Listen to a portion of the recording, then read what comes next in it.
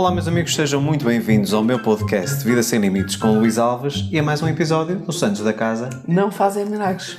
Esta semana, algo cansados, ainda a recuperar no fim de semana do primeiro festival que nós participamos, no Douro Porto Wine Festival, que foi espetacular. Brutal. Foi, de facto, como eu disse, e quem me acompanha a partir dos stories, portanto, não só acho que a edição deste ano superou do ano passado largamente, como fomos muito bem recebidos, mas também aquilo que já falamos também aqui no episódio, o poder do networking. As pessoas que nós conhecemos quando nós estamos presentes em todos os aspectos. Porque não é tu participares só no festival, é tu estás lá com tudo aquilo que é preciso. Ou seja, atento a tudo o que está a acontecer, atento às pessoas que se cruzam no teu caminho e depois também aquela coisa que eu no fundo tive que trabalhar ao longo dos anos, que é a questão da inibição, da timidez, de ser um bocadinho mais recatado, e desta vez não. Desta vez eu estive presente em todos os aspectos, conhecemos pessoas fantásticas, fabulosas, e que eu tenho a certeza que vai trazer muitos frutos na vida de ambos, não só na nossa vida, mas na vida das pessoas que nós conhecemos. E este episódio vai ser um episódio que vai começar com uma provocação. Porque eu, e no fundo tu também, vamos fazer aqui uma afirmação, que o fracasso não existe. E as pessoas devem pensar assim, como assim o fracasso não existe? Então nós não temos alturas em que não somos bem-sucedidos numa determinada tarefa, num projeto, isso não significa fracasso. E é precisamente contando algumas histórias, tanto minhas pessoais como da Maria José, que nós vamos provar que fracasso não existe se nós tivermos aqui uma mudança de paradigma, entendermos as coisas de uma perspectiva diferente, e que pode trazer um momento de expansão de consciência, mais uma vez uma mudança de postura perante a vida, que pode trazer aqui imensos benefícios para todos nós. É pelo menos assim que nós vemos, nos últimos anos, a nossa vida. Tudo o que nos acontece de menos positivo ou que não corresponde às nossas expectativas, nós não interpretamos isso como fracasso. Queres começar tu ou começo eu? Começas tu, como sempre. Ou quase sempre. Não é sempre. Não, quase sempre. Eu pergunto-te sempre. Então vamos lá. Eu vou contar uma primeira história que eu acho que vos vai inspirar e, aliás, se não fosse por esta história, eu acho que vocês se calhar não estavam a ouvir o podcast, não tinham conhecido os meus livros, quem já leu os meus livros. Aliás, nada disto, no que diz respeito a esta carreira, tinha acontecido. Ou quer dizer, começou tudo por um fracasso. Um aparente fracasso. Um aparente fracasso. Exatamente. Então vamos lá. 2014. Portanto, 2014 eu já tinha decidido, portanto, que ia entrar nesta área. Portanto, já estava a começar a trabalhar em fevereiro e foi nessa altura que me despertou o interesse e pensei assim, ora bem, no ano de 2013 eu passei por um processo de 6 meses de muita busca interior, que foi bastante doloroso e tudo isso, e cheguei à conclusão através daquele diário, lembras-te que eu escrevia, que eu tinha aquele caderno, que existia aqui uma mecânica, ou seja, uma sequência de exercícios e dinâmicas que eu fui fazendo, que eu atribuo a esse processo aquilo que foi o meu processo de despertar ou de renascimento. E esse processo, pensei eu, por que não transformá-lo num livro? Portanto, eu acho que isso era uma coisa extremamente positiva, porque se eu passei por isto e foi extremamente benéfico para mim, não será isto benéfico para outras pessoas também? E, portanto, eu comecei a ponderar passar isso para um material que viria a ser um livro. Quando eu terminei a parte da produção desse manuscrito, vamos chamar-lhe assim, não era um livro na altura, o que é que eu fiz? Queres publicar um livro? Vais procurar quem? Uma editora, como é evidente. Exatamente, e foi exatamente isso que eu fiz. Portanto, eu bati à porta de todas as editoras que me ocorreram. Fui na internet, pesquisei, editoras em Portugal, editoras no Brasil, e comecei a fazer aquilo que é o padrão, a mandar um manuscrito. Ok. Entretanto, tive um período de espera, portanto, obviamente que ninguém me responde de um dia para o outro, tiveram que ler o manuscrito, e comecei a receber, primeira resposta, Luís, esse é um tipo de obra que não tem saída no mercado, que não tem apelo comercial, portanto, é com muita simpatia e com gratidão que recebemos o seu manuscrito, mas vamos recusar. Segunda, terceira, quarta, quinta, e tu lembras-te nessa altura que eu estava a ficar extremamente frustrado, tipo, quer dizer, eu vejo tantas pessoas a falarem sobre gestão emocional, porque é que ninguém tem interesse neste livro? Até que chega uma proposta, portanto, e aí sim foi uma proposta de uma editora aqui em Portugal, de edição de autor, ou seja, a editora não punha o selo, a chancela, e eu pagava, basicamente, um serviço de gráfica. Imprimia 500 cópias, que era o montante mínimo da primeira edição, mas a editora não ficava com nenhuma responsabilidade de tentar vender os livros. Portanto, era basicamente um serviço de impressão. E eu fiquei muito, muito em baixo nessa altura. Porque eu sabia o potencial que aquele livro tinha, ou aquele manuscrito que viria a ser livro tinha, e não compreendia o porquê parecia que o universo estava a conspirar todo contra mim. Até que há um belo dia, e quem me acompanha já sabe esta história, eu sou fã, e afirmo isto com toda a convicção, do Ridley Scott. Portanto, tudo o que são filmes do Ridley Scott, estamos a falar da saga Aliens e afins, eu sou fã. E havia um filme que tinha saído nessa altura, ou que tinha saído pouco antes, que se chamava Prometheus, que era da saga Aliens, e que eu vi a primeira vez e que te disse, olha, não gostei nada do filme, não percebo como é que o Ridley Scott fez um filme assim, porque não faz sentido absolutamente nenhum, nem compreendi o filme. E nessa altura, muito desmotivado, resolvi dar uma segunda oportunidade ao filme. Aliás, acho que nem tinha nada de interessante para ver na altura e disse, olha, vou ver outra vez este filme. E vi. E de facto, na segunda vez que eu vi o filme, a importância de nós às vezes de olharmos duas vezes para uma mesma coisa para tecermos uma opinião, eu adorei o filme. E fez todo sentido como, digamos assim, uma antevisão daquilo que viria a ser o Aliens. Conclusão. No final do filme, eu fui à internet e disse assim, deixa-me ver o que é que ele está a produzir neste momento, o que é que está para sair deste produtor, deste realizador. E vim a descobrir uma notícia recente, tinha uma semana, penso eu, no Google, que dizia que o Ridley Scott tinha acabado de comprar os direitos de adaptação ao cinema de um livro de ficção que só estava disponível em formato digital, em e-book, e que já tinha vendido mais de 1 milhão de cópias. E que ainda por cima era uma edição de autor. E eu disse, espera lá, há aqui qualquer coisa que eu não estou a perceber. Portanto, em primeiro lugar, um livro que vendeu mais de 1 milhão de cópias em formato digital, que na altura os e-books eram o quê? Era material de oferta. Nem se falava no mercado de e-books. E depois a pessoa fez a edição de autor. Como é que ela pôs o livro nas lojas? Portanto, era a Amazon, na altura que tinha a exclusividade dessa obra, não me recordo qual era o título. Portanto, é provável que qualquer filme que tenha saído do Ridley Scott desde essa altura, que o nome foi transformado. E de facto fiquei bastante curioso. O que é que isso me leva? E tu já sabes que eu fico sempre com o bichinho, tipo, eu tenho que perceber como é que isto funciona.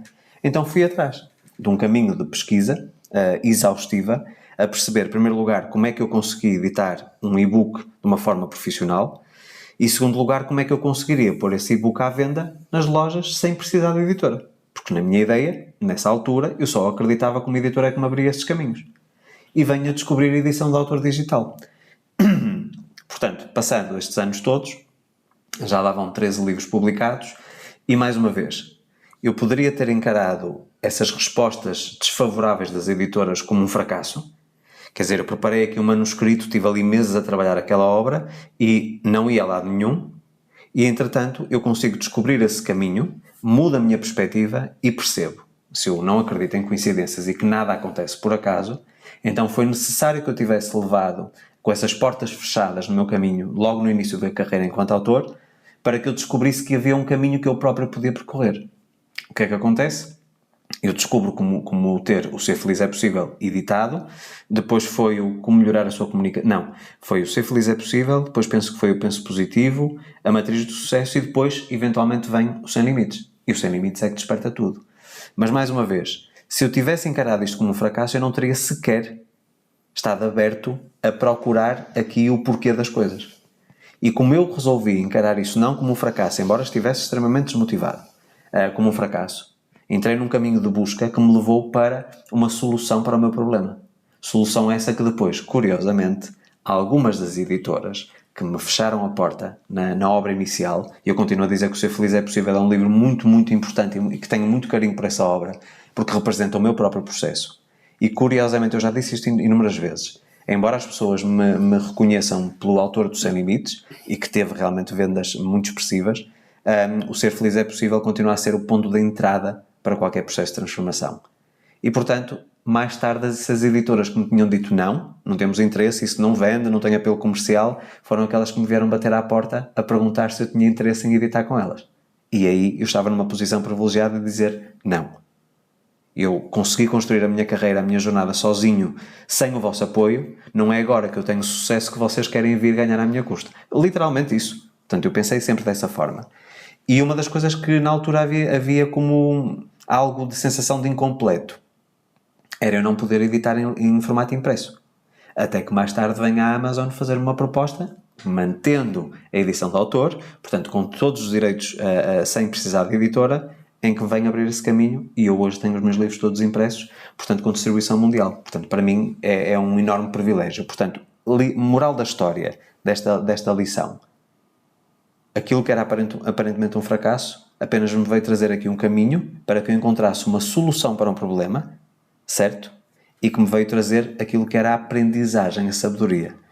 Fala-se muito, mesmo na parte do hinduísmo e etc., que na vida nós ou vencemos ou aprendemos. Portanto, que não existe fracasso. Mas isto é tudo muito bonito na teoria.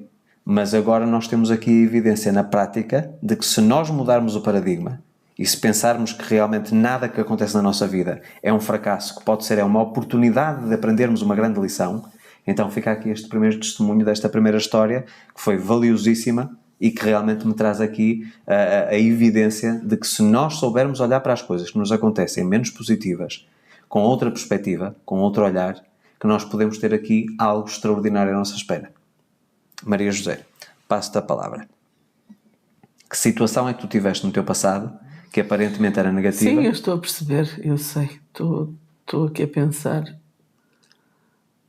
mas não estou assim a ver nada. Então vou-te eu encaminhar. Vou vestir o papel. Como o exemplo que tu deste. Vou vestir o papel de coach. Embora tu saibas que eu não faço coaching. Quando tu terminaste o teu relacionamento anterior, portanto quando tiveste o teu divórcio,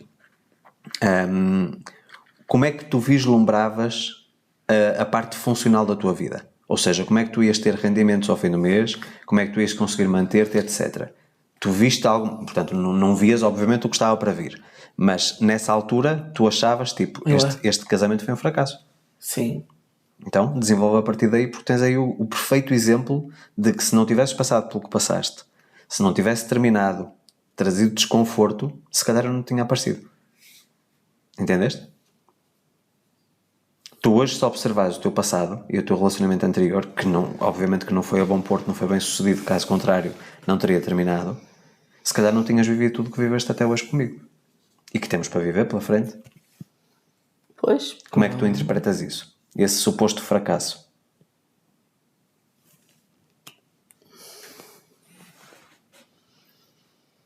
Quer dizer, o fracasso deu aso a uma nova oportunidade. É um sucesso. Pronto. E essa nova oportunidade, por acaso ainda não tinha pensado nisso. Por isso é prova de que realmente a gente não fala antes de começar os podcasts. É tudo na base, não é só do improviso, é o mais natural possível. Exatamente, até nem tinha pensado nisso. Mas a verdade é que acabei o casamento a pensar isto foi um fracasso, lógico. Apesar de ter tido coisas boas, etc. Mas foi um fracasso. Não continua, foi um fracasso. Exato. E se não tivesse terminado, como muito boa gente não termina, não é? Está na mesma situação em que eu estava e continuo a estar, não tinha tido a oportunidade de ter o tipo de vida que eu sempre quis ter e experimentar a felicidade que supostamente na minha cabeça era para ser e não foi, não é? E revirar a minha vida completamente. Mas tu tens consciência de que se não tivesse dado esse passo, que à partida era a confirmação de que tinhas sido fracassada, obviamente num relacionamento são sempre precisas duas pessoas a trabalhar, mas na tua cabeça tipo, se calhar eu não consegui fazer aquilo que era preciso para que tivesse superado as adversidades. Provavelmente há muitas pessoas que se vitimizam, não é? E até dizem, olha, não deu certo, minha culpa. Certo? Sim. Eu acho que não, que a culpa é sempre dos dois. Sim. Também. Ou porque um se esforça menos, ou porque o outro se esforça mais, ou, não importa, mas eu também acho que a culpa é dos dois. Mas seja como for, é verdade, quer dizer, o sucesso veio através de um aparente fracasso. Não foi aparente, foi fracasso. Sim, não, foi fracasso, não, Zé. Vê bem, se não tivesse acontecido isso, tu não terias sido bem sucedida na relação posterior. Portanto, o que é que eu quero dizer com isto? Acaba por não ser um fracasso, foi apenas um passo, uma fase, uma etapa de aprendizagem Ok, eu para tu sei, estares eu preparada sei, para mas a naquela relação seguinte. altura em que terminei o casamento, para mim, na minha cabeça, foi um fracasso e como é que eu vou sair daqui e qual vai ser o futuro, não é? Por isso é que a pessoa não deve reagir de imediato àquilo que nos acontece, porque mais tarde, se tiver a maturidade emocional para deixar as coisas acontecerem, mais tarde vai fazer sentido. Agora eu percebo porque é que Mas esse muita fracasso gente existiu. não tem essa paciência. E por isso é que nós estamos aqui a partilhar essas histórias para tentar abrir aqui a mente das pessoas, não é? E até por acaso, para não fugir à regra, eu até sou desse tipo de pessoas que não têm grande paciência, mas que me calhou tudo bem. Quer dizer, Tu também tiveste, se calhar, as pessoas à tua volta que te ajudaram a dispersar a atenção nesse tal fracasso e provavelmente, que te ajudaram a aguardar o tempo certo. Não é? provavelmente. Mas tudo seguiu o que tinha a seguir, não é? E nem foi depressa, nem foi devagar. Foi como tinha que ser. E cá estamos. Exatamente. Tu sabes que, por exemplo, nós quando, podemos até fazer este tipo de associação e a mudança de perspectiva em relação a algo que não era do nosso controle, que foi a questão da pandemia, por exemplo. Portanto, nós viemos em 2019 com o intuito de fazermos as palestras, apenas e só, não é? E ficarmos algum tempo a conviver com a família e tudo isso, mas, na verdade, houve algo que aconteceu que nós não controlamos. E então, nessa fase, portanto, passa o 2019, entretanto tivemos o nascimento da Clarinha, ficamos e dissemos, ok, vamos passar aqui o Natal, já não passamos há muitos anos desde que fomos para o Brasil, portanto vamos passar aqui o Natal. Ok, passamos o Natal, entretanto, começa o ano, nós tivemos a oportunidade de encontrar, aliás, eu acho que nessa altura nós ainda estávamos em Miramar, certo? Quando começou a pandemia. Exatamente, só foi para aí em junho que fomos para Espinho, certo? Pronto. Meio ano depois. Não, Zé, não pode ter sido, porque nós ficamos em Miramar no início. Em janeiro. No verão tivemos logo que ir para Espinho, portanto a pandemia já foi, estávamos em Espinho. Talvez. Foi. E portanto, começa a pandemia, Foi. toda a gente ficou impedida de viajar nessa altura, nós tínhamos os nossos planos de voltarmos para a nossa casa no Brasil, não é? E portanto, supostamente, que fracasso nós termos as nossas intenções e não podermos corresponder ou segui-las. Certo? Também foi. Foi um fracasso, certo? Ficámos assim um bocado descalços. Exatamente. Mudando de perspectiva, quando nós chegamos à conclusão que havia uma incerteza muito grande, não sabíamos o que é que o futuro ia trazer, nós tomamos uma decisão. Em primeiro lugar, isso fez-nos acelerar uma decisão que já estava pendente há alguns anos de voltarmos definitivamente a Portugal. Exato. Portanto, primeira decisão que foi um sucesso, não é? O facto de não estarmos contentes ou satisfeitos a 100% com o apartamento onde estávamos deu-nos também aqui o incentivo para procurarmos algo diferente e encontrarmos a casa que queríamos, certo? Que é onde estamos hoje.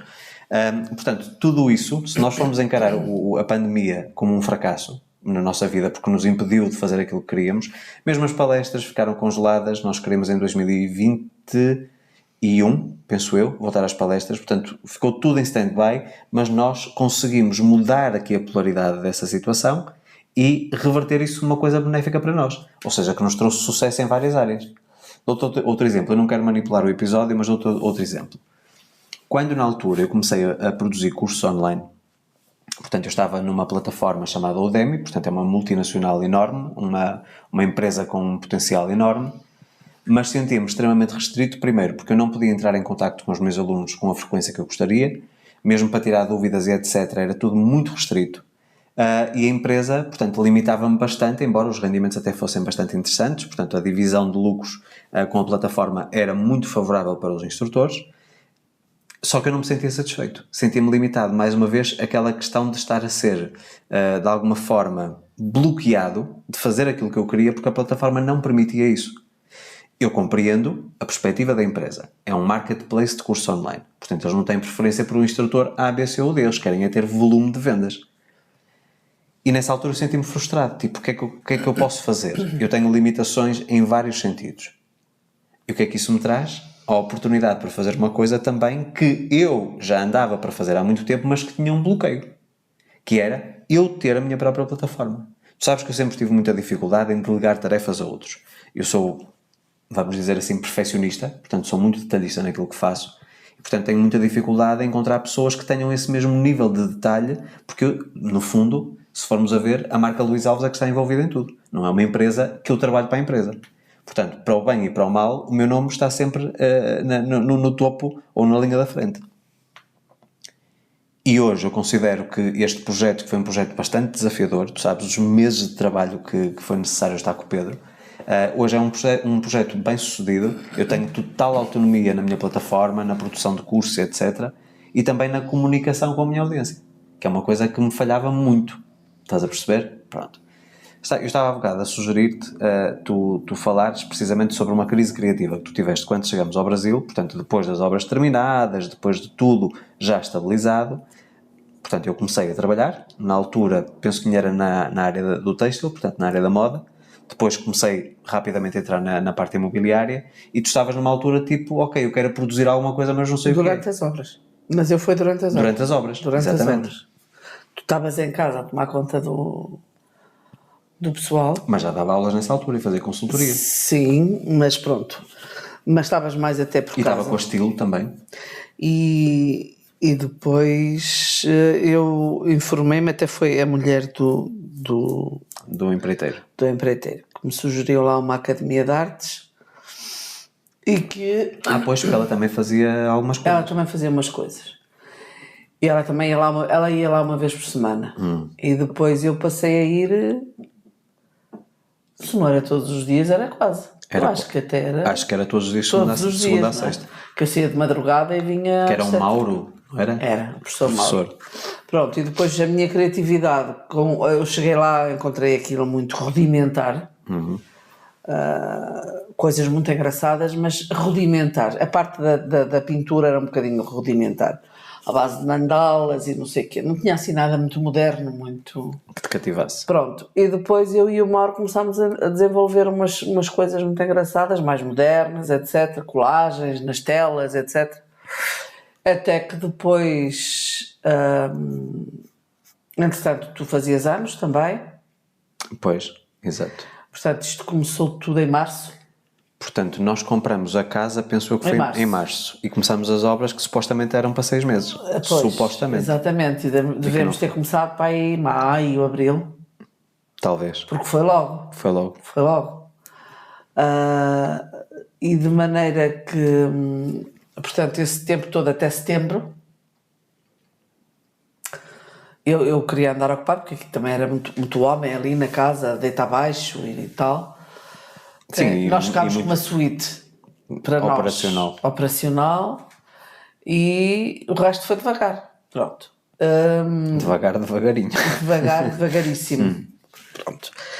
Mas depois... E depois eu também, porque não me sentia... bem, não é? Pronto. No fundo, o que me levou, no fundo, um dos grandes motivos pelos quais me divorciei, ou a minha vontade de me divorciar, era exatamente para fazer aquilo que eu sempre gostei de fazer. Que havia duas coisas que eu adorava, já fazia, mas fazia... De uma forma pontual. Muito pouco. Muito pouco, quer dizer, até fazia bastante, só que não era profissão, não era nem nada que se parecesse, que era pintar e escrever. Na altura o pintar já tinha muitas telas espalhadas, que pintava e espalhava por casas, mas o escrever não, eram blocos e ponto final, não é? Sim. E portanto, como eu estava fechada digamos que num escritório e não era isso que eu queria, eram as duas coisas que eu mais queria, era portanto, a explorar a minha criatividade, pronto, e sei lá, até tipo arranjar uma marca minha, tipo, sim. By Maria José, então, qualquer coisa. E assim foi, só que quando chegámos, depois tivemos esse percalço, comprámos uma casa e quisemos transformá-la, não é? Demorou um ano, a brincar, demorou um ano. E também senti fracasso. Senti um fracasso terrível. No fundo, não foi fracasso, porque essa academia manteve-me ocupada, não é? Além de me manter ocupada, Pudeste ajudar a inovar. puxou pela minha criatividade e nasceu daí as telas. Foi dos a gostos. tua primeira, não é? A primeira foi a que eu fiz, foi para o teu aniversário e que ficou muito, muito, muito gira, a preto e branco e cinzas, e que não foi tua, foi nossa, Sim, foi do casal. E de maneira que depois daí foi sempre à frente, não é? E incluindo a escrever exato. também. Pronto, portanto acabou por não ser o fracasso que eu tinha achado que era. Assim, Ou seja, no fundo... cheguei aqui, tive aqui um ano e não dá nada. Quer dizer, não vim fazer nada daquilo que eu queria, não é? Sim. Mas não, foi muito bom.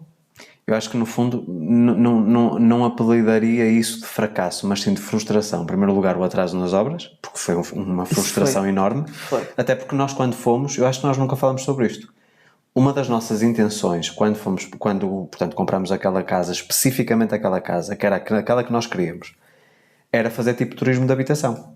Portanto, nós preparamos 3 suítes que era para alugar. Exatamente. Era uma guest house, não era? Dunas Guest House. Era. E chegamos a uma conclusão. Na teoria era tudo perfeito, mas que a nossa privacidade tinha um preço muito grande. Exato. Quando nós começamos a imaginar que aquele espaço que nós idealizamos e sonhamos ia ser partilhado por outras pessoas e que não íamos ter à vontade que gostaríamos no nosso próprio imóvel, dissemos não. Ok, então se calhar é para convidar amigos. Exatamente. E não necessariamente para fazer disto um negócio. Aconteceu. E portanto foi logo à partida mais um fracasso teórico. Sim, a empresa era para isso. Viemos com uma ideia e depois que despertou uma série de outros negócios e outros projetos que foram extremamente prazerosos, cada um no seu timing e com o seu propósito. Mas eu acho que em relação a isso era mais a frustração de tu teres sempre 13 pessoas permanentemente em casa, homens, 13 de segunda a sábado, ver tudo a acontecer de uma forma muito lenta. Porque era 6 meses que tinha a previsão da obra, certo? E quando eu acho que houve uma altura qualquer que nós chegamos e estávamos a chegar de viagem e tínhamos vindo a Portugal por causa da documentação. Exato. E penso que foi para aí em junho. E portanto já era para estar tudo mais do que pronto, pelo menos na parte principal. E nós já estávamos a contar com tudo pronto. Exatamente. Quando penso que foi de véspera, ou 2 dias antes. Não, nós chegámos... Não é isso, mas nós contactámos com o construtor. E ele disse que estava tudo em condições. Estava tudo em condições. A nossa suíte que já estava toda remodelada. E na véspera ou 2 dias antes, eu mando-lhe mensagem e ela diz que tiveram um problema e não sei o que. Eu disse, mande-me fotos, por favor, da suíte. E ele manda-me tudo ainda em cimento. E depois eu disse, e as suítes cá de baixo? E ele disse, uma delas já estava pintada, penso eu, mas tudo rebentado e etc. Eu disse, olha, Sr. José, não era? Sr. José, vai ter que me pôr uma suíte pronta. Já percebi que a do bloco principal, portanto da casa-mãe, vamos dizer assim, não está. Portanto, pelo menos uma delas vai ter que nos colocar prontas. Que não ficou. Nós tivemos que ficar... Mas nós pensávamos que estava. Exatamente. Nós chegamos lá, apanhamos um choque. Nós chegámos lá, a Andreia foi-nos buscar e não quis que fôssemos para casa porque ainda era um bocado longe. Sim, era muito tarde. A gente chegou tipo meia-noite, por aí. Ela disse, não, vocês vão cá ficar em casa e vão amanhã de manhã e tal. E assim foi. E ainda bem. Ainda bem. Porque não tínhamos quarto. E ainda tivemos que ficar em casa dela uma semana. Exatamente. A dormir. Foi horrível. E portanto, mais uma vez, era essa frustração no fundo que tu sentias e que acabaste por canalizar para mudares o teu foco e a tua atenção numa coisa que te veio trazer a Dunas Artes. Exato. Que fizeste imensas telas que ainda hoje continuam a ser elogiadas e que eu acho que tu mais cedo ou mais tarde vais retomar outra vez esse projeto dos rostos. Sim. Porque eu acho que além de ser estimulante, tu tens uma coisa impressionante nesse trabalho. Embora tu estejas em teoria limitada nas cores, portanto na paleta de cores, até porque tu fizeste praticamente tudo preto, brancos e cinzas, só a minha que estou à espera para setembro é que é colorida, é a primeira. É a primeira. E tu tens realmente uma maneira muito, muito peculiar de retratar as expressões da pessoa. Consegue-se identificar logo imediatamente que é aquela pessoa num registro meio pop art, tipo Andy Warhol, mas com uma marca muito específica tua. Vê-se que aquilo é teu. Pois, por isso, um dos motivos que eu não aceito fazer uma tela de ninguém com óculos de sol. Pois, porque nos olhos... A menos que seja uma pessoa com grandes defeitos nos olhos, não é? Sim. Pronto, também há pessoas... Sim, porque o olhar, numa tela desse Se género... for um cego, se for uma pessoa que tenha problemas nos olhos, tudo bem, isso é diferente. Isso aí é uma exceção, mas eu não pinto ninguém com olhos. Não pinto porque eu não sei pintar sem olhos. Costumas dizer que os olhos são um espelho da alma, não é? Portanto, perde a alma da Lembras tela. daquela juíza que eu tive que querer pintar ela, o marido e os 2 filhos dentro da piscina, tudo de óculos de sol? Recordas-te? Sim. Deus me livre, não, nem pensar, e eu recusei. E ela tentou, insistiu, aumentou o preço. Eu disse: não, eu não sei pintar. É que eu não sei pintar, porque não tem alma. Não... Mas vê bem, Zé, nem é questão de tu saberes ou não pintar, é uma questão do próprio artista. O próprio artista define as regras, percebes? Para mim não tem piada. Perde a essência. Aquela tela que eu pintei para a mulher do governador do Ceará estava lindíssima. Sim. Não estava lindíssima. Para mim foi a melhor tela até hoje que eu pintei, de todas. Não acho que tenha sido. Acho que a mulher era bonita. Sim. Não é? A figura em si. E depois eu cortei a foto. Cortámos a foto, lembras-te? Que ela era até à cinta, acho eu, o Penso corpo que sim, inteiro. sim. E cortámos aquilo tudo, ficou só pelo peito, acima até dos seios. Só mesmo, ficou lindíssimo. Ficou. E uma tela gigante, enorme, com aquele olhar. Recordo-me Tinha para aí perfeitamente. 1,5 m de altura.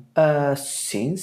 Porque aquilo acho que ficou numa zona de muito destaque, grande, na muito casa grande. de Juazeiro do Norte ou qualquer coisa. Já não sei, mas sei que foi uma tela que me deu imenso prazer fazer. Para já, porque foi um rosto enorme, não é?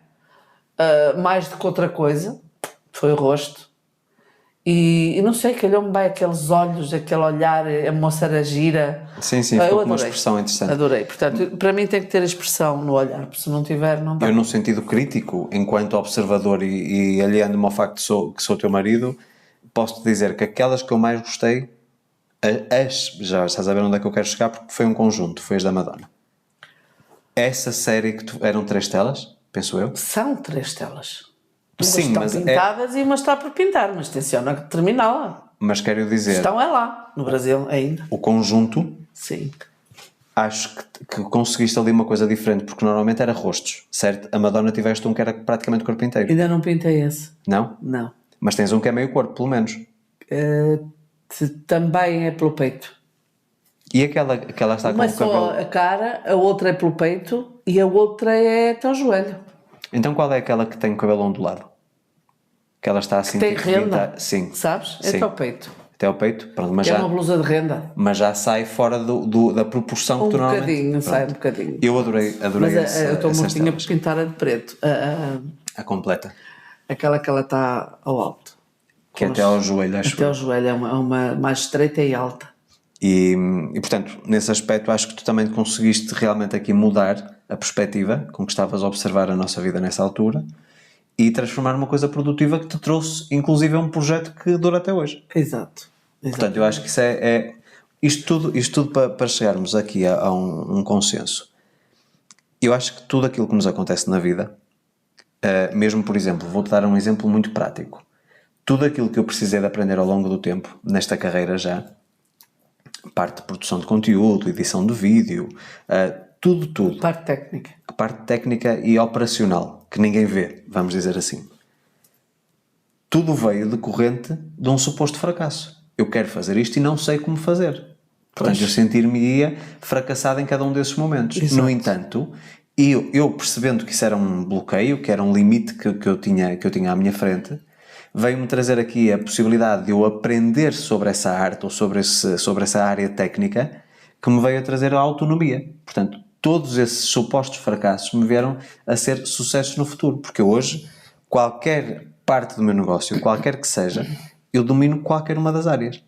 Portanto, eu tornei-me não necessariamente um autodidata, porque fiz formação técnica em algumas das áreas, mas tornei-me uma pessoa extremamente autónoma.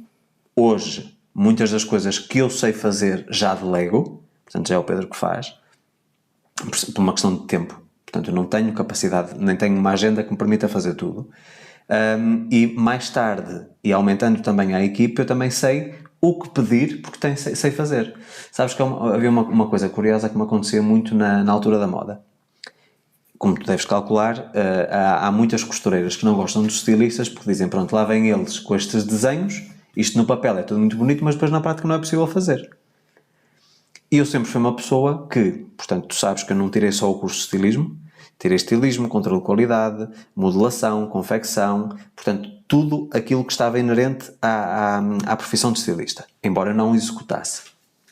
E uma coisa curiosa foi, houve uma altura, eu acho que era um blazer. Sabes trabalhar à máquina? Só uma pergunta. Aprendi, mas se me puseres uma máquina à frente hoje, se calhar... prática. Pronto.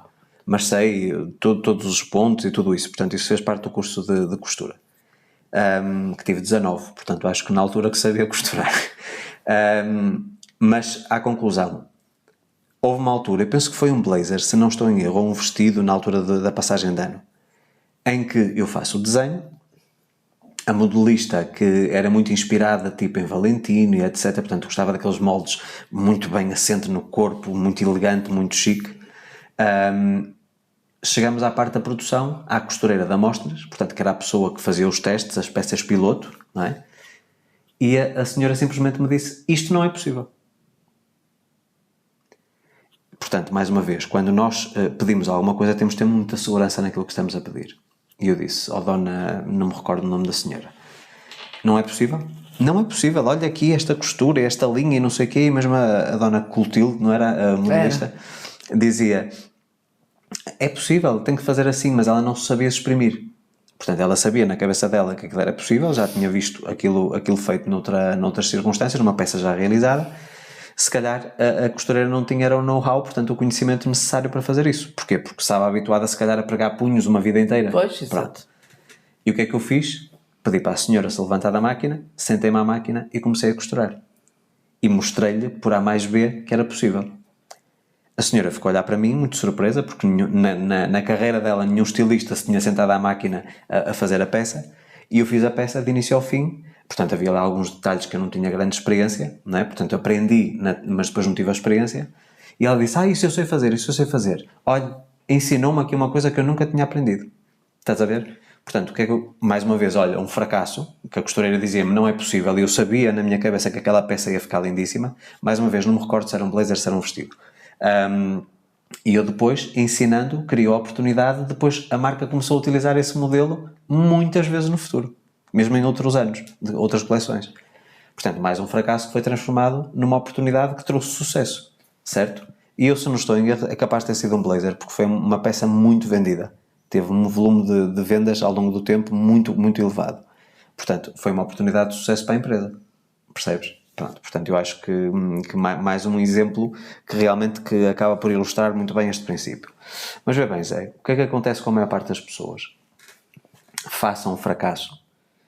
Muita gente entra em depressão, muita gente entra aqui numa batalha, desiste, acha-se incapaz, a autoestima começa a baixar. Nós temos tantas experiências, tantas, que nos mostram que se nós mudarmos a perspectiva e dissermos assim, ok, se eu assumir como padrão na minha mente que o fracasso é inexistente, então eu tenho que observar cada uma das coisas que acontece que supostamente são fracassos como oportunidades. Oportunidades de aprender. E é essa aprendizagem, se eu assumir essa postura perante a vida, é essa aprendizagem que faz de mim uma pessoa mais evoluída, uma pessoa que prospera, portanto que cresce, não é? Aliás, eu tenho feito as publicações, eu até vos vou dar aqui a sugestão, portanto, às quartas-feiras, de 15 em 15 dias, portanto é um episódio quinzenal, peço desculpa, eu tenho aqui uma estreia, que eu já anunciei, portanto, esta quarta-feira, portanto ontem, na data da publicação deste episódio, foi o terceiro episódio, no programa Vida Próspera com Luís Alves, na Rádio Mega Web. Portanto, é um projeto também que eu abracei e que está a ser extremamente interessante porque está-me a permitir chegar a uma audiência que não me conhecia, não é? E também, obviamente, a contribuir no projeto, porque é um projeto de rádio também, mais uma vez, pode ser visto como um fracasso, ou seja, as rádios têm um apelo muito comercial, não é? E não há espaço, se calhar, para trabalhar, por exemplo, a área do desenvolvimento pessoal. Portanto, esta rádio que assumiu esse papel de contribuir com a sociedade, de agregar valor às pessoas, vem aqui reunir uma série de parcerias, uma delas comigo, e com o Marluce também, que é uma pessoa que faz parte da nossa vida e que está a agregar valor de uma maneira diferente. Portanto, um formato diferente da rádio convencional, é uma rádio online, e que eu convido as pessoas todas a acompanharem os programas, são muito interessantes e há novidades que estão aqui para surgir em breve. Portanto, não se esqueçam, quartas-feiras, programa quinzenal, rádio, Mega Web Rádio. Portanto, vocês se encontram no Instagram e no Facebook e, obviamente, no próprio site da rádio, e terão estes programas em que eu também quinzenalmente contribuo com o programa Vida Após para com o Luís Alves. Portanto, nós temos visto isto a acontecer de uma forma recorrente e é uma das coisas, esta mudança de perspectiva, de que o fracasso não existe, que eu tento incutir nos meus mentorados. Porquê? Porque é mais fácil com eles eu dar-lhes exemplos práticos diariamente, não é? De que forma eles, mudando a perspectiva com que vêm os seus desafios, todas as suas limitações, que pode-lhes trazer uma oportunidade incrível. Ou seja, se nós formos a ver em relação a grandes empresas e a grandes negócios, eu acho que uma dessas empresas que põe em prática isto há muitos anos, através do seu fundador, Steve Jobs, é a Apple. Embora eu não seja consumidor Apple, já fui, hoje em dia sou da concorrência, como se costuma dizer, mas eu vi que muitas das coisas que foram geradas ou que foram criadas a partir da Apple, especialmente nos inícios, agora acho, em minha opinião, é mais do mesmo, não é? Há o iPhone 15, pronto, há uma mudança mínima, de repente já fazem ali de uma inovação, pronto, acho que não é significativa a expressão das novas gerações. No entanto, o Steve Jobs era aquela pessoa que, sentindo-se frustrado porque faltava um componente, portanto, de eletrónica ou de tecnologia que ajudasse a resolver aquele problema, e ele idealizava na cabeça dele a solução e depois só tinha que ter era a equipe técnica que conseguia fazer ou executar na prática aquilo que ele queria. Aliás, uma das coisas curiosas, e se leres a história do Steve Jobs e tudo o que envolvia o início da Apple, a grande maioria dos produtos que iam sendo apresentados a público não eram funcionais. Era do género, nós já anunciamos isto, dissemos que isto ia fazer isto, isto e isto, agora desenrasquem-se. Agora vocês têm que fazer isto acontecer. Era uma pressão enorme sobre a equipe de engenharia, de programadores da empresa. Mas ele tinha esse talento. Ou seja, uma coisa muito visionária, não é?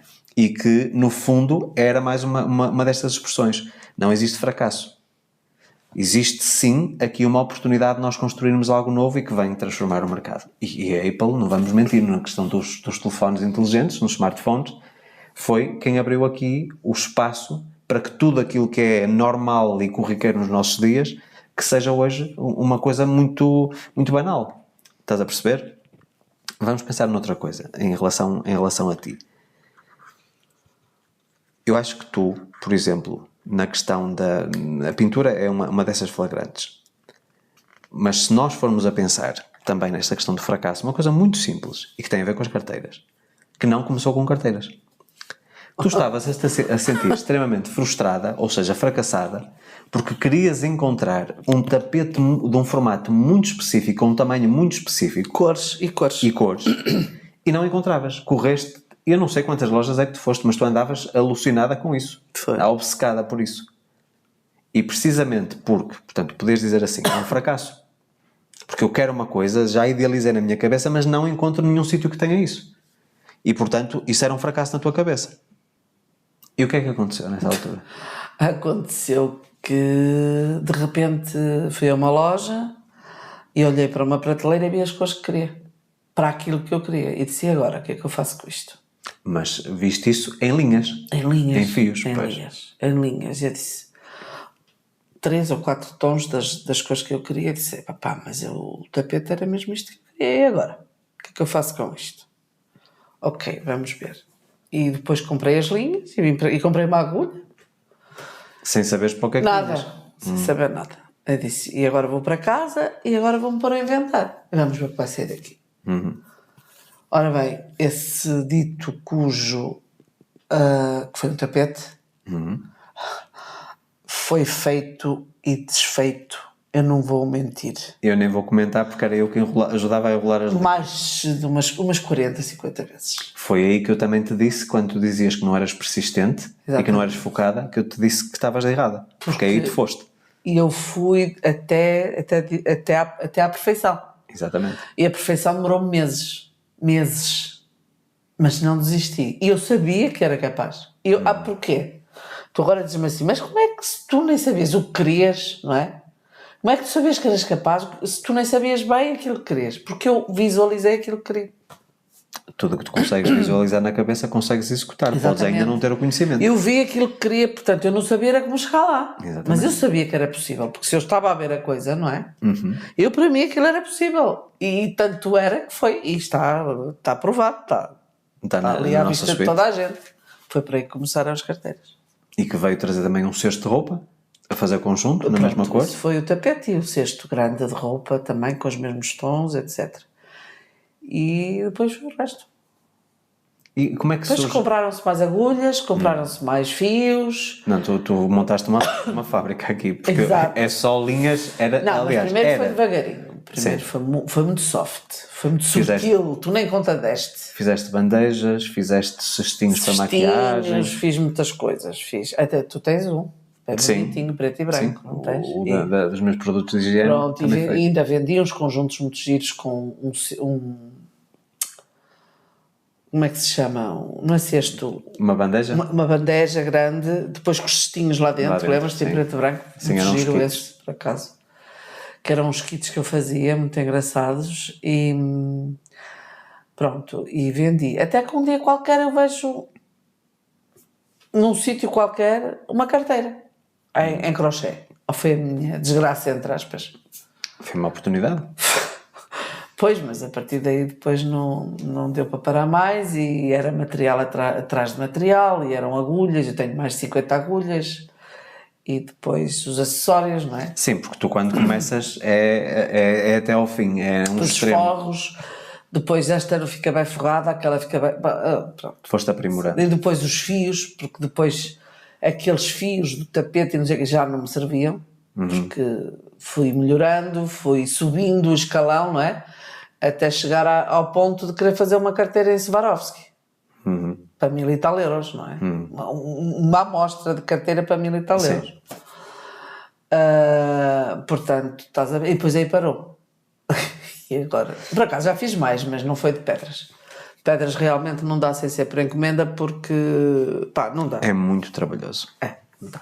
Trabalhoso e depois é e também muito A matéria-prima é cara. cara, não é? É preciso investir e não dá muito. Agora nas outras, cetim, a seda, a organza, e eu ainda tenho aí muito material e vou continuando sempre a fazer. Isso vou. Aliás, e foste elogiado este fim de semana porque levaste Este fim de semana, este fim de festival. semana levei uma cinza de cetim a dizer com os meus toaletes, a dizer com os toaletes e com o calçado, porque eu levei umas sapatilhas prateadas. E eu dessas eu fiz em 2 dias.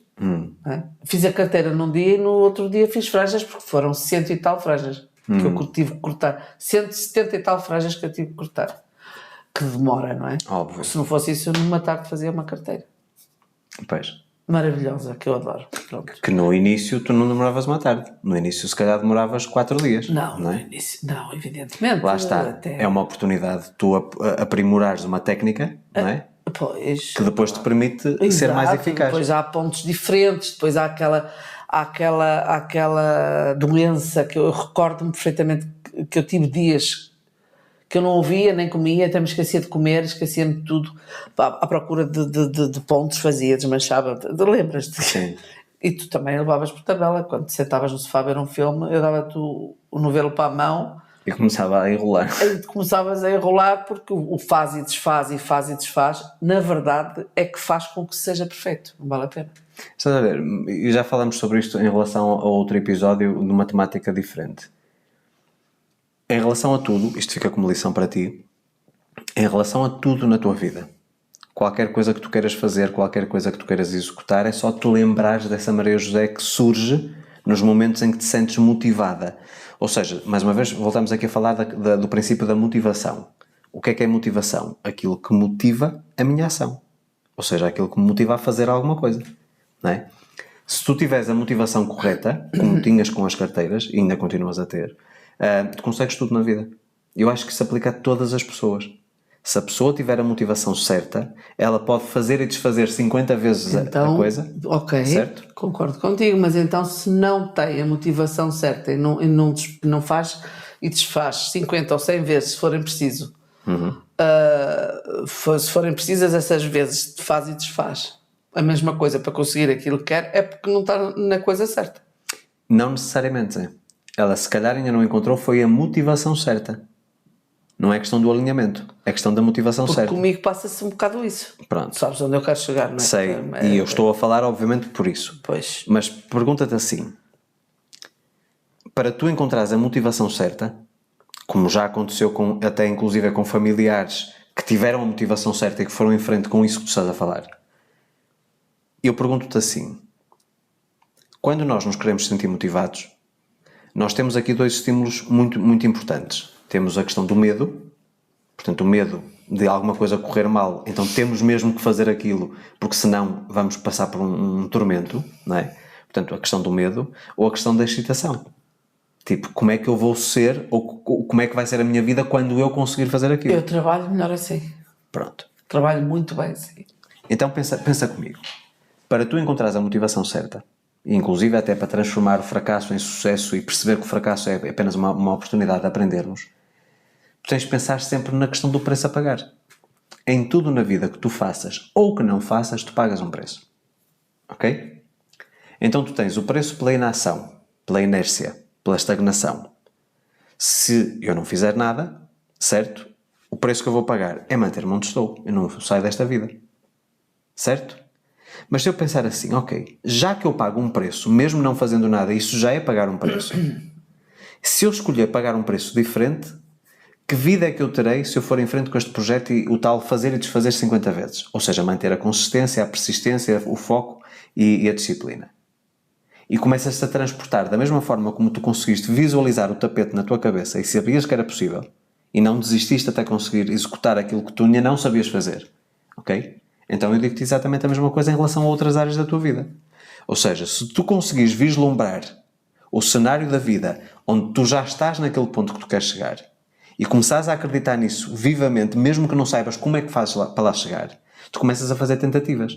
Começas a ir buscar, fazendo aqui o paralelismo, as tais linhas das cores que tu queres, compras as agulhas e etc. E depois vais testando.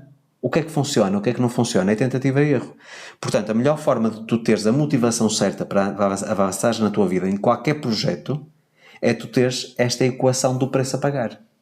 Se já que eu pago um preço em relação a tudo na minha vida, qual é o preço que eu escolho pagar? Ok? É o preço do sucesso ou o preço do aparente fracasso? Compreendes? Portanto, foi exatamente aquilo que eu fiz, olha, por exemplo, nomeadamente em relação à minha perda de peso. Eu andei anos e anos e anos a justificar-me que era hereditário, portanto, eu ia ser sempre um fracassado na questão das dietas e na questão da perda de peso. Até o dia em que eu resolvi apagar essa palavra fracasso do meu vocabulário e dizer, isto é uma oportunidade. Eu não sei como é que lá hei de chegar, mas eu comecei a acreditar num Luís com um físico, aliás, ontem estávamos a falar sobre isso. Eu falo muito sobre isto porque eu acho que é uma prova, uma evidência que eu tenho que ninguém pode negar, certo? Eu idealizei um corpo, para mim, coloquei no ambiente de trabalho do meu computador durante muito tempo e olhava para aquela fotografia. Aliás, no outro dia até me passou quando eu estava a ver material do passado. E eu hoje tenho um corpo melhor do que aquele que eu tinha idealizado. Eu só não sabia como é que eu conseguiria lá chegar. E nem estava preocupado com a estrutura óssea, porque nunca existem dois corpos iguais, certo? A pessoa que eu vi podia ter uns ombros mais largos e eu na parte da estrutura não tinha, e consegui. Agora, eu tive que observar na minha fase de transição, como eu já tinha feito inúmeras dietas que tinham sido todas fracassadas, eu tinha ali uma coisa fabulosa. Eu sabia aquilo que não funcionava. Eu tinha ali um conhecimento brutal. Tudo aquilo que não funcionava, eu sabia o que era. Porquê? Porque eu já tinha tentado durante décadas, certo? Quase 3 décadas a tentar fazer dietas, e aquilo não funcionava. Então tive que procurar uma abordagem diferente. Mas com uma perspectiva também nova. Isto não vai ser uma dieta. Isto é uma mudança para a vida. Isto não é uma coisa com princípio, meio e fim. Isto é uma coisa com princípio e sem fim. Porquê? Porque tu sabes que se eu voltasse outra vez aos meus hábitos antigos, ia ter os mesmos resultados que tinha no passado. Portanto, a mudança mesmo no meu metabolismo e etc, o próprio Dr. Guerra disse isso, que houve uma mudança no meu metabolismo e eu acabei por, através de novas ações no meu dia-a-dia, de reprogramar o meu cérebro para assumir uma coisa diferente. Por exemplo, isto também foi uma coisa que já foi discutida até com outros profissionais de saúde. Se eu viesse a ter filhos, biologicamente falando, a grande probabilidade é que os meus filhos já não iriam ter a predisposição genética que veio dos meus pais e dos meus avós para o sobrepeso. Porquê? Porque eu alterei. Estás a perceber? Tem a ver com a epigenética. Aliás, há um episódio que eu tenho no meu canal do YouTube que fala sobre essa parte. Há muita gente que diz, porque os meus pais tinham predisposição, por exemplo, a má circulação, a cancros, etc. Ou diabetes. Exatamente. E através da epigenética nós temos aqui algo fascinante que é, nós não precisamos aliás, nós prometemos que íamos fazer um episódio sobre a epigenética. Pois. E é fascinante. Ainda não é hoje. E portanto vejam, se tiverem curiosidade sobre esta questão das doenças, as pessoas andam com muito medo e etc, vejam no meu canal do YouTube o episódio sobre a epigenética que é fabuloso. Portanto, isto tudo para te dizer que se tu observares todos os fracassos que tu tiveste na tua vida em relação a algo que tu queiras conquistar, tipo, ok, eu quero isto, mas sempre fui fracassada, e tu dizes-me assim, mas em algumas alturas eu consegui ser bem sucedida nisso que eu estou a falar, aliás, até em relação à parte do peso, eu consegui ser bem sucedida. Mas não foi uma coisa permanente. Foi uma coisa com princípio, meio e fim. E como é uma coisa com princípio, meio e fim, tu rapidamente voltas ao que eras no passado. Não houve tempo suficiente ou consistência suficiente. Mais uma vez, tu tiveste meses para fazer o tapete. Não é uma coisa de 2 meses ou 3 meses em que tu cortas à boca, em que tu começas a fazer alguma prática de exercício físico e que perdes o peso, ok, já o atingi e agora posso estar novamente no meu normal. Não, tu tens é que encarar esse novo comportamento como o teu novo normal. Estás a perceber? Isto em relação a pessoas, por exemplo, que estão estagnadas financeiramente nas suas carreiras. Aprendam mais, agreguem mais valor à vida da sociedade, das outras pessoas. Proporcionalmente vocês vão ganhar mais. Em relação a evoluírem na empresa, a empresa está a faturar muito bem nos últimos 5 anos. Eu tinha um caso, um cliente que estava, penso que há 5 ou 6 anos, sempre a faturar a mesma coisa. Nem aumentava nem reduzia. Sempre a mesma coisa. Aliás, dou um caso mais flagrante. Um projeto que eu estive envolvido antes de irmos para o Brasil, uma marca de roupa, e que estava com esse problema. E essa empresa tinha um problema. Qual era o problema? Desde o fim dos anos 80, princípios de 90, portanto a marca foi muito consagrada a partir dos anos 60, acho eu que foi anos 60, e depois começou a entrar ali num ponto de estagnação, ou seja, a marca era rentável, a empresa era rentável, mas não evoluía. E na altura, portanto era uma marca masculina, portuguesa, muito conhecida no mercado hoje, e estava estagnada e houve a ideia de introduzir uma linha feminina. Só que a marca percebeu uma coisa, na altura que eu entrei nesse projeto, a marca percebeu uma coisa, e foi uma das coisas que eu falei precisamente com a administração. A vossa marca é associada a pessoas que hoje, em termos de idade cronológica, têm de 60 para cima. Conclusão. Nós percebemos que onde existe maior consumo é ali na casa entre os 22, 25 até os 35. A partir daí as pessoas começam a consumir menos. E um público acima dos 60 anos, tirando raríssimas exceções, já não consome com tanta frequência vestuário. Portanto, gosta de peças de qualidade e vai mantendo aquilo. Eu conheço muita gente que a partir dos 55, 60 já não compra ali quase, a não ser que haja uma mudança na parte da fisionomia, ganha peso ou perde peso. Sim. Praticamente usam as coisas boas que tinham do passado. Percebes? A não ser que sejam fashion victims, portanto, que gostem de andar na moda, não é? Que, mais uma vez, isso é tudo falso, mas pronto, mas isso passemos à frente. O que é que eu quero dizer com isto? A marca estava envelhecida. E o comportamento do consumidor deles já não era, portanto, a própria comunicação da marca, etc., não era voltada para um público jovem que estava a iniciar a sua carreira profissional, a construir a sua família, etc. Então houve aqui o rejuvenescimento da marca. Aliás, uma das coisas pelas quais eu fui contratado era o rejuvenescimento da marca e a introdução da linha de senhora. Confesso que hoje, Zé, não te sei dizer se a linha de senhora permanece ou não. Portanto, nestes 13, 14 anos, portanto, não sei se permanece. Mas sei que a marca está muito jovem, que foi precisamente o que fez a Lacoste. A Lacoste era uma marca, pronto, isto vale o que vale, era uma marca de velho. Toda a gente que tinha o polo com o crocodilo eram pessoas acima dos 60, 70 anos. Porquê? Porque foram as pessoas nos 20, quando a marca surgiu, que consumiam. E a Lacoste veio com uma campanha muito arrojada, em que pôs todos os modelos tipo adolescentes, 14, 16, 18 anos, e o novo adulto era um adulto tipo na casa dos 25, 30. E começou a ter essas referências. Começou a vir com cores mais vibrantes, começou a vir com novos tecidos, novas matérias-primas, novas malhas e etc. E conseguiu fazer a transição. Então, quem consome Lacoste não é só a pessoa de 60, 70 anos, mas também o neto e o filho. Estás a perceber que foi isso que se tentou fazer com a marca que eu estou a falar. Portanto, mais uma vez, poderíamos dizer que a marca foi fracassada porque agora já não conseguiria cativar uma audiência jovem, mas não. A marca escolheu contratar, neste caso foi-me a mim, um profissional com ideias um bocadinho mais inovadoras, não é? Não é só o inovador, com outra perspectiva de mercado, até porque eu vinha de uma escola que era pronto moda, portanto a pronto moda era nós tínhamos coleções quase de 15 em 15 dias, conforme as tendências, e com essa nova abordagem, essa nova perspectiva, vim trazer ali uma sabedoria, uma experiência que a marca precisava para conseguir alcançar os seus objetivos. Portanto, um fracasso que trouxe uma oportunidade, foi uma aprendizagem. Estás a perceber? Portanto, e o que é que eu quero passar, ou o que é que nós queremos passar com este episódio? Se vocês adotarem uma postura em que o fracasso é uma palavra que sai do vosso vocabulário, é inexistente, e aprenderem a ver cada um desses momentos em que vocês não conseguem vencer, vamos mudar aqui a perspectiva, mudar aqui o paradigma, em que vocês não conseguem vencer, apenas como uma oportunidade de vocês aprenderem alguma coisa para conseguirem superar esse desafio, e percebendo, mais uma vez, se nós interpretarmos que tudo o que acontece na nossa vida, que nada acontece por acaso e que tudo tem um propósito, é só nós assumirmos esse propósito. Eu preciso de aprender alguma coisa com isto. Eu preciso de retirar aqui alguma lição. E se nós o fizermos, nós não só não ficamos estagnados, como conseguimos desapegar dessa emoção que muitas vezes é tóxica, desse fracasso, não é? Nós sentimos-nos derrotados, sentimos-nos em baixo, que não somos capazes, etc. Não. Mesmo quando as coisas não correm como nós gostaríamos que corressem, ver isso como uma oportunidade de nos tornarmos pessoas diferentes para que isso não venha novamente a acontecer, eu acho que é o segredo, Zé. É assim, pela parte que me toca, tenho uma parte boa realmente para dizer que eu não desisto e que até conseguir, por muito que me sinta a fracassar, eu não desisto e vou.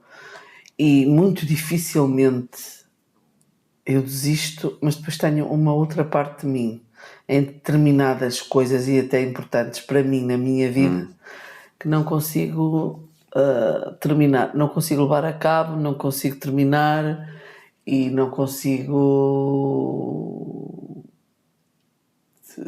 como é que eu ia dizer, não consigo ter sucesso. Que eu estou a referir-me obviamente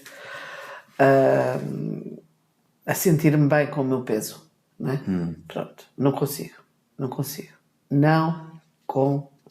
Maria José, Já me vais dar na cabeça porque não se deve dizer eu não consigo. Eu não te vou dar na cabeça. Eu sei porque é que não consigo. Mas eu sei porque é que eu não consigo. Mas lá está, em relação a isso eu acho que já te provei por A mais B de que essa ideia que tu tens, que não precisa de ser inutilizada, ela pode continuar a acontecer, só que tens que mudar a perspectiva com que a vês. Compreendes?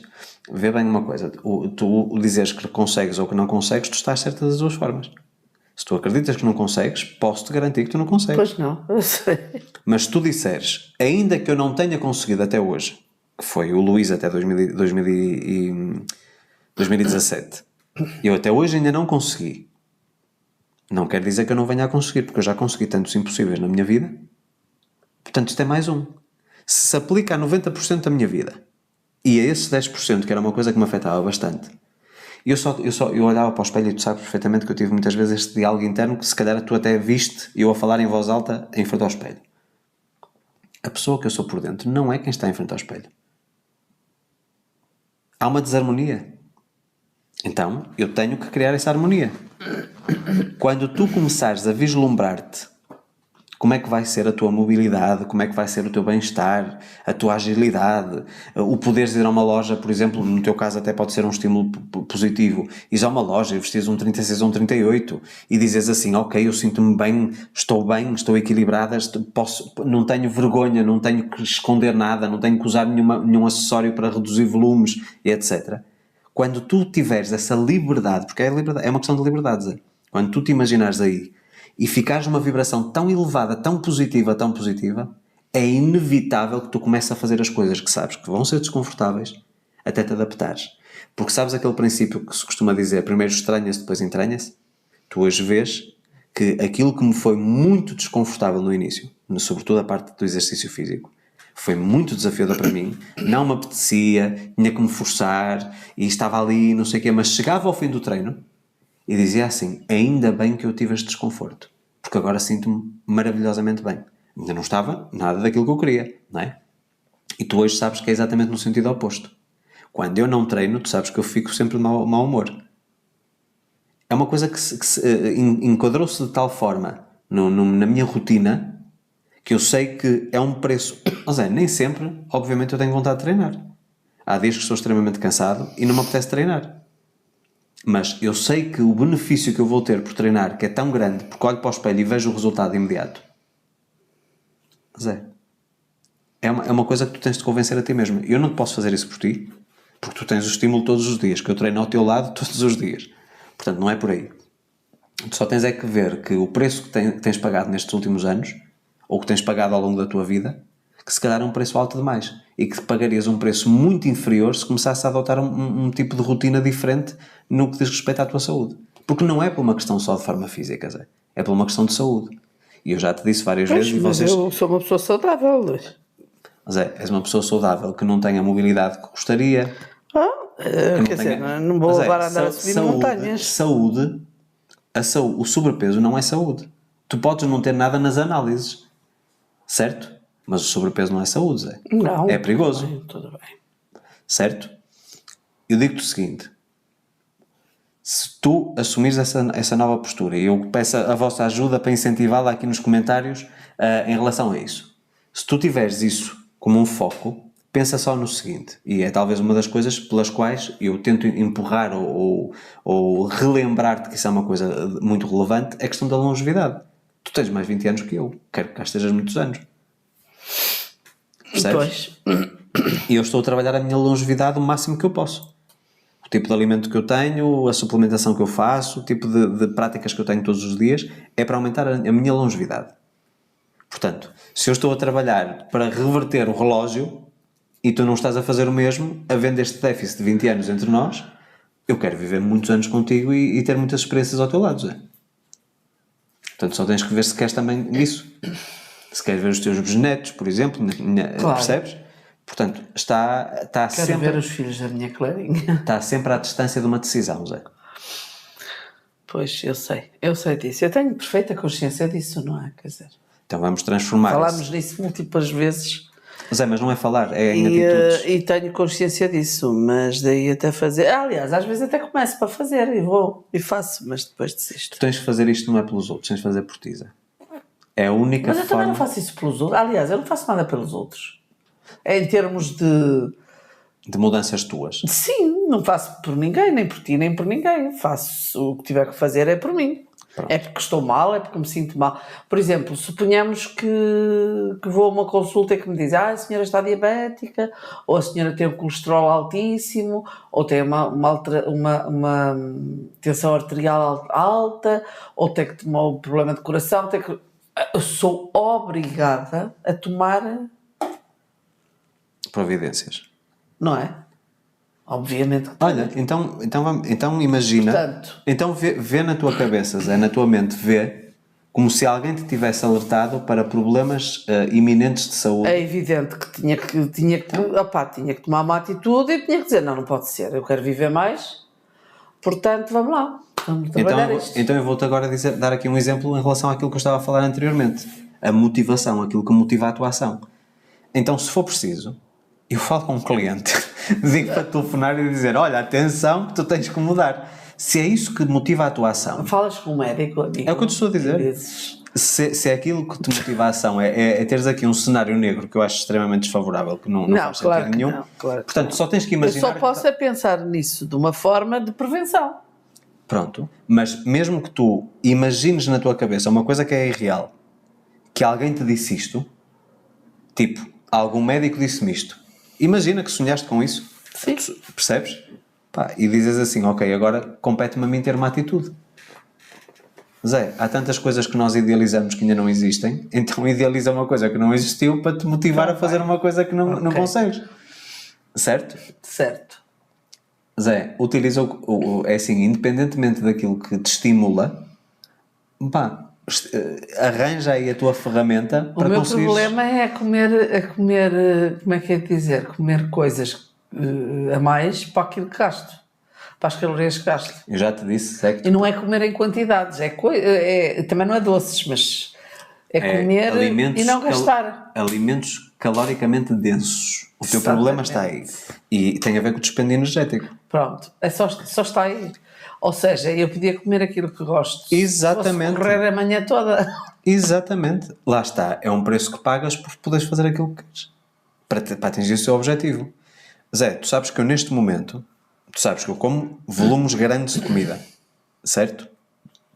Numa estratégia alimentar que é o jejum intermitente, portanto que não abdico minimamente e sinto-me muito bem com isso. Estamos a gravar, são 3 da tarde, eu estou em jejum e só vou comer...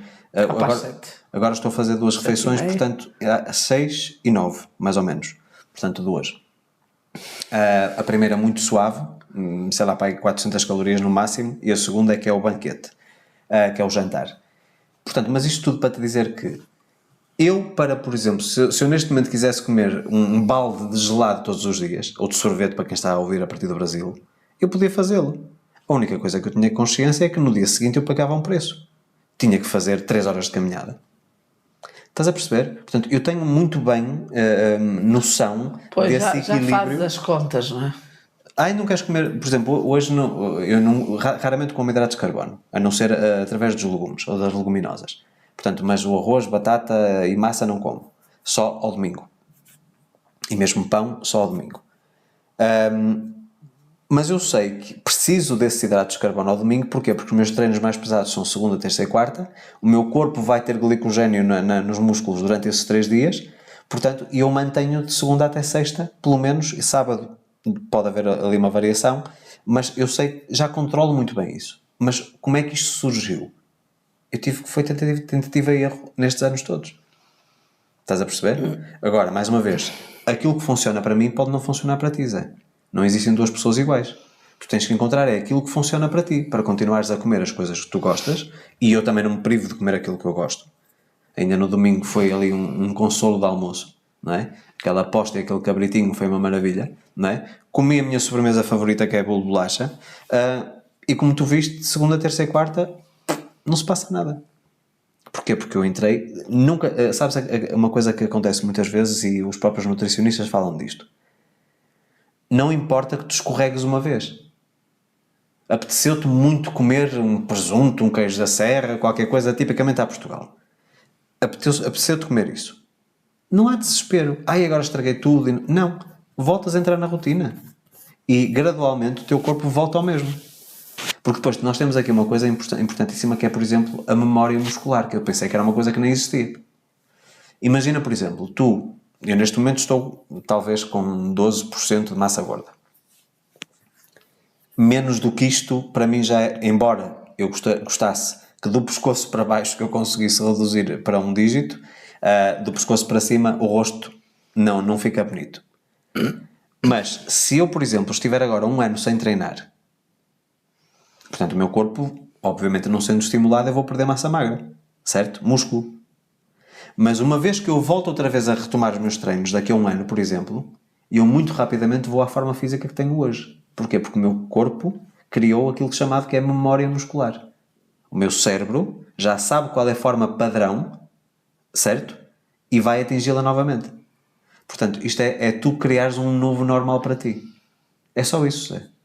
E eu acho que tu tens todas as competências e todas as capacidades para conseguir fazer isso. Porque tu, se te apresentam uma coisa mais... Zé, a coisa mais desafiadora do mundo que alguém te apresenta, tu és uma pessoa de soluções e tu sabes que és. Tu criaste, foi dentro de ti, uma ideia equivocada em relação à parte da alimentação e tens de fazer as pazes com a alimentação. É só isso. Não é o que tu comes, é o volume e a densidade calórica do que tu comes. Pois é, ou então o que eu como para aquilo que preciso. Para aquilo que tu precisas para manter. Mas a questão aqui é ao contrário, tem que existir déficit. Porque a partir do momento em que tu mandas para dentro 1500... 5.000 calorias e gastasse 6 por dia, estava bem. Eu não percebi o que disseste. Não, é que se eu comesse 5.000 calorias por dia, gastasse 6, está ótimo. Mas para tu gastar 6.000 calorias, Nossa Senhora. Agora, pois, o problema também está aí. Portanto, vamos imaginar que tu faças um déficit calórico de 500 calorias por dia, sem fazeres exercício, sem mudares nada em ti, tu já vais perder peso.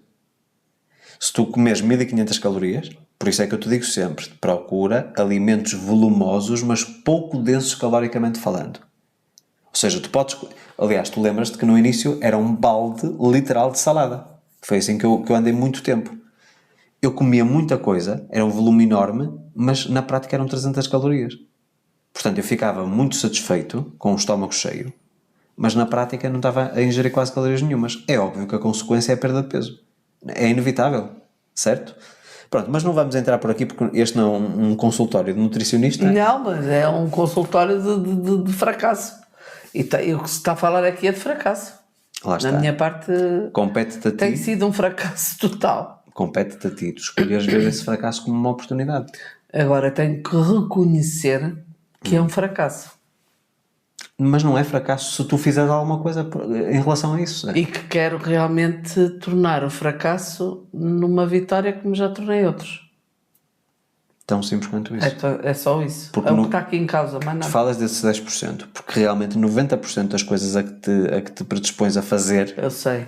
tu consegues ser vitoriosa. Eu sei. Ainda que muitas vezes tenhas supostos fracassos muito superiores a esse que estás a falar agora. Se calhar. Já vi coisas impensáveis. Não, isto não é possível.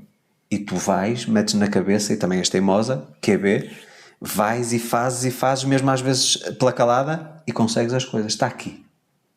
E a satisfação que tu sentes está aqui. É um prazer inigualável. E agora pergunto-te, essa satisfação, esse orgulho, a tua autoestima lá em cima, de 0 a 10, quanto é que tu classificas em termos de intensidade nesses momentos, tipo, eu consegui? Ai, 10. 10? 10. Qual é o prazer que tu tens de comer uma comida que tu gostas de 0 a 10? Ai, Luís, por amor de Deus, não me faças essas... Não é 10, de certeza. Sabe-te bem, passado uma hora, já esqueceste. Oh, mas que me importa? Mas é que importa-te.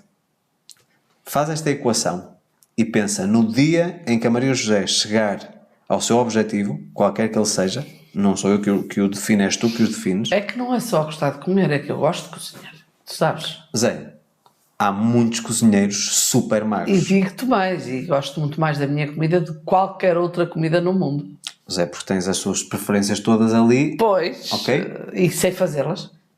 E já te disse, muda os ingredientes, Zé, porque tu consegues transformar qualquer prato num prato espetacular. Tu nesse aspecto tens uma mão para a cozinha fabulosa. Tu só tens que mudar os ingredientes. Muda os ingredientes. Se mudares os ingredientes com os teus temperos, com o teu jeito, tu consegues fazer refeições fabulosas, pouquíssimo calóricas. É tão simples quanto isso, Zé. Eu já te apresentei a solução N vezes. Eu já estou a ficar com cabelos brancos de tanta vez que eu digo Eu isso. sei. Portanto, só tens é que mudar aqui os paradigmas. Como eu, há de haver milhentas... Neste momento há de haver aí umas dezenas de pessoas a ouvir-nos que têm o mesmo problema que eu e que começa e depois larga e depois começa e depois perde e até se entusiasma e vai e já perdi 2, já perdi 3, já perdi 5 e vai e de repente vêm uns almoços, vem um jantar, pumba, vai tudo abaixo. Já viste a leveza e a satisfação que é apresentarem-te uma coisa e tu dizeres, ok, eu posso comer, mas comes um quarto daquilo que tu comerias normalmente. Não quer dizer que tu não comas aquilo. Estás a perceber? E eu até me atrevo a dizer o seguinte, tu sabes exatamente o que precisas fazer. Tu só não tens ainda a motivação certa para dares esse passo. Portanto, fica ao teu critério tu utilizares tudo aquilo que nós falamos, tudo aquilo que é a tua experiência de vida, porque tu és uma prova viva de que um fracasso não existe quando tu mudas a perspectiva com que fazes as coisas, mas tens que aplicar para tudo. Não é só para o que dá jeito. Aliás, é ao contrário. Isso era o que daria jeito mesmo, que funcionasse. Certo? Mas para aquilo que te interessa. E, mais uma vez, eu volto a reforçar, isso também te interessa. Pois, interessa. Portanto, é assim. E muito. Há coisas que são desafiadoras. Eu também posso confessar que foi a última coisa que realmente eu precisava trabalhar em mim. Foi, sem dúvida, aquela que mais tempo demorou eu a conseguir encontrar aqui o caminho, não é? Mas depois de eu ter encontrado, Digo-te que hoje sinto-me uma pessoa completa em todos os aspectos, porque sei que, independentemente do que a vida me possa trazer, que eu sou uma pessoa capaz de enfrentar os desafios. E tu também és capaz de enfrentar os desafios, só te falta esse danoninho, esses 10%.